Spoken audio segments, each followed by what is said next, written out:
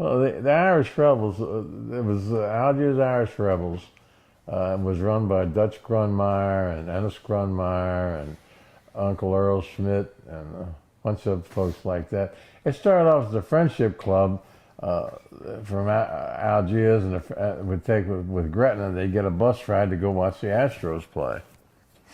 But they had an Irish club in Algiers, but they didn't get along. So when I got involved with the Irish Rebels, it made me Man of the Year or something. And I got there, and they had one float, and they had like 60 people riding that one float, and there wasn't 6 paying dues. I don't know how they managed it, but it was ridiculous. We couldn't do anything. So finally, the older guys just couldn't handle it anymore. So I took over the club, and the first thing I did was institute dues. I grandfathered in Dutch Grunmeyer, and Dutch Grunmeyer was an You old and Algiers. Ennis took it over, huh? Yeah, Ennis Grunmeyer and I took it over. And Dutch Grunmeyer was Ennis's uncle. Dutch Grunmeyer was a bodyguard for Huey Long.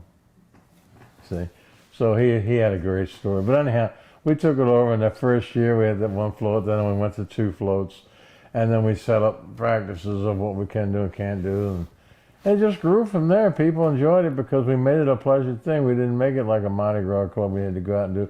You pay the dues, and you bought the cabbage, and finally I made it. We had to buy the cabbage for me because that way I could control how much they had, and then we could make a buck or two a sack to help pay for the camp without raising dues. And then Alice came up with the cup idea. Well, we did the cups, and we did that the same way. And then we had a pressure that we didn't have any women in the club. And my secretary at the time, Marcy, she became a secretary. She was one of the pushers. I said, "Well, look, we'll do this." And your future daughter-in-law. And my future daughter-in-law says, "If you want to have women, that's fine, but they have their own float. I don't want women on the float with men on the float with women." And I think it paired out pretty good. Everybody managed to have a good time, and very few divorce cases, Then once I was getting towards the end of my reign, and my sons took it over, the city come in, and Ronnie Burke, and they started limiting how many floats we could have in this. So we were up to 12 floats at one time, 12 full floats, and $38,000 worth of cabbage and that kind of foolishness. But it's a fun thing, and I wish, the last couple of years I didn't ride last year.